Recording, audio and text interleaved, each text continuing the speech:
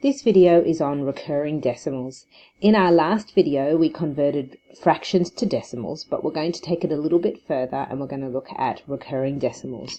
So I think obviously it's very important that you know what are recurring decimals. Well, recurring decimals are non-terminating decimals. Okay, if they're non-terminating decimals, this means they don't end. The digits in the decimal go on and on and on forever. Okay, so firstly, there must be non-terminating decimals. A terminating decimal will be one that has a finite number of digits and it ends. So, for example, 0.79 or 2.183. So, with recurring decimals, the decimal is non-terminating. The digits go on forever. Secondly, there must be a pattern to the digits, and you'll see what I mean by the examples we're about to cover. So we're going to convert the following fractions to decimals. Just grab my pen and a colour that will show. Alright, so 2 9ths, as we were saying before, fractions are just division questions. We've got 2 divided by 9. So to do that, we're going to open up a division bar, and my 2 is my dividend, that goes in the tent, and my 9, which is my divisor, goes outside. So we need our decimal places lined up, very important. 9 can't go into 2, so I'll put a 0 down. I don't know where my decimal places have gone. And so we need to add a 0. 9 goes into 20 2 times. That's 18, so we'll have a remainder of 2, which is small, followed by a 0. 9 goes into 20 2 times. That's 18.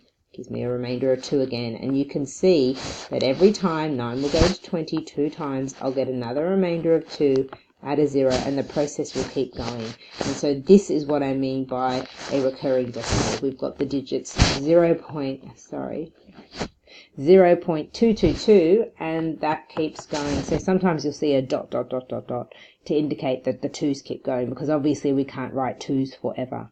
So this is the first recurring decimal we're looking at, which is we'd say 0.2 recurring, or 0.22222, and so on. Let's have a look at another recurring decimal.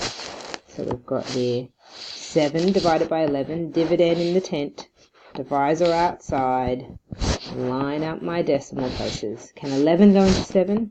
No, it can't. Can 11 go into 70? Well, it can go 6 times, because we know 11 times 6 is 66. That gives me a remainder of 4. Put down a 0. 11 into 40 goes 3 times. That's 33. Leaving me a remainder of 7, add a 0. 11 into 70 goes 6 times, remainder 4, add a 0.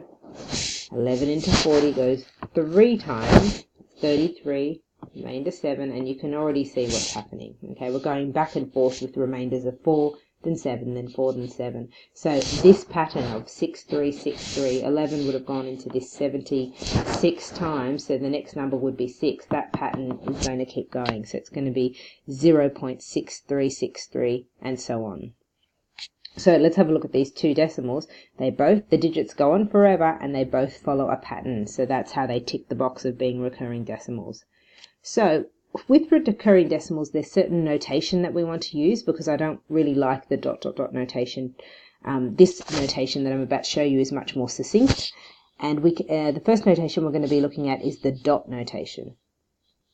So with the dot notation, all we do is we put a dot on top of the digits that are repeating. So for example, in this first decimal, we can see that we have a 2 that keeps repeating. So instead of having to write the 2 many times over, I just put a dot over the 2 to indicate that the 2 repeats forever.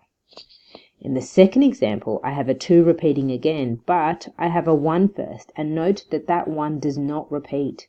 And so when it comes to using my dot notation, I do not put a dot on top of the 1. I only put a dot on top of the digits that repeat, and in this case, that's the 2. In the third example, we've got a repeating of 1, 2, 3, 1, 2, 3, 1, 2, 3. So that means the digits that repeat are 1, 2, and 3. But we do, when the repetition is more than 2 digits, we don't have to put a dot on every single digit. So what we do is we dot the first number that repeats, which in this case is 1, and we dot the last number that repeats, which is 3. So if you have a string of 10 digits that repeat, you would only need to dot the first digit in that pattern and the last digit in the pattern, not the digits in the middle. So with this last example, we've got 0.1232323. So once again, make sure you know which digits are repeating, and those are the ones that we put a dot on top of. Any numbers that do not repeat, you do not put a dot on top. Now that's dot notation, and then in some countries they actually use a bar notation, so it's very similar to the dot notation. Same examples as before, the 2's repeating. The 2's repeating, so what we'll do is put a bar, not a dot, on top of the 2. Okay. In this example here, the 2's repeating, but the 1 is not repeating, so notice that the bar is not on top of the 1, the bar is only on top of the 2. With this example, this is the only slight difference. With the bar notation, if you have multiple digits repeating, which we do have here, the bar will go entirely over all of them. So there are no breaks in the bar. The bar goes from the beginning of the pattern to the end of the pattern. And in this last example where 2 and 3 repeat, you can see the bar starts at 2 and it finishes at the 3, but the bar does not cover the 1. So I want you to know what a recurring decimal is, and I want you to be able to use the bar notation and the dot notation, and finally I want you to be able to convert recurring decimals to fractions. Fractions to recurring decimals.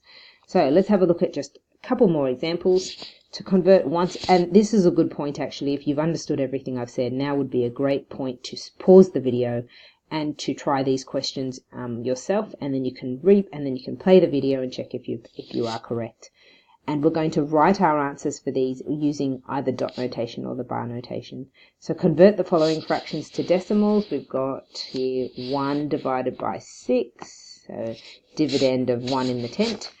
Put in your dots nice and clearly. 6 can't go into 1, so we'll put down a 0, add a 0, 6 goes into 10 once. That leaves a remainder of 4, add a 0, 6 goes into 46 times, that's 36, remainder 4, add a 0. Once again, we're going 6 into 40, which we know will be 6 times again.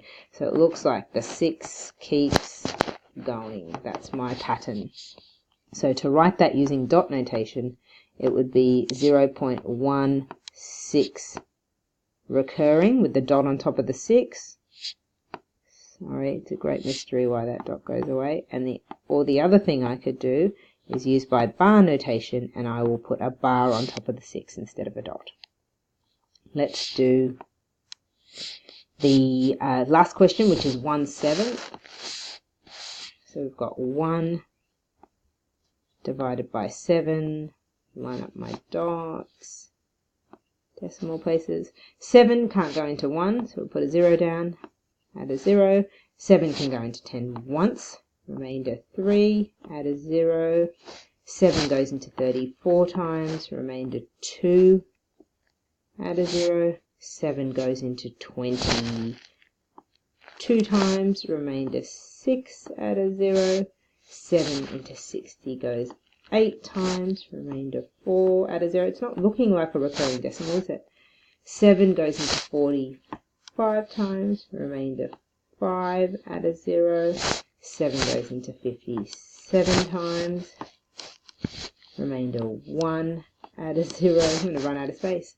7 goes into 10 once. Remainder 3, add a 0. 7 goes into 34 times. Remainder 2, add a 0. And there you can see the beginning of the pattern again. 7 goes into 20 2 times.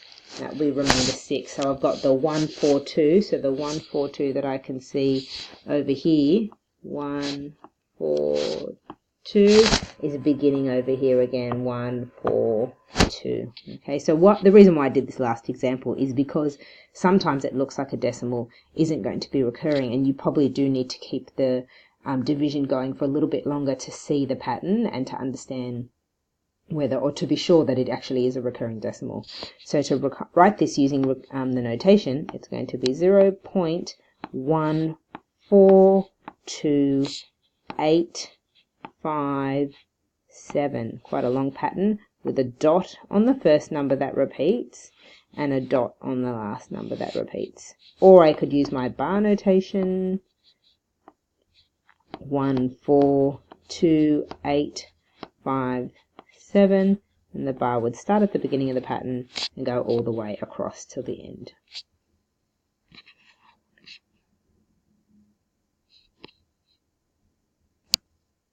The last thing to quickly discuss before we finish is pi a recurring decimal?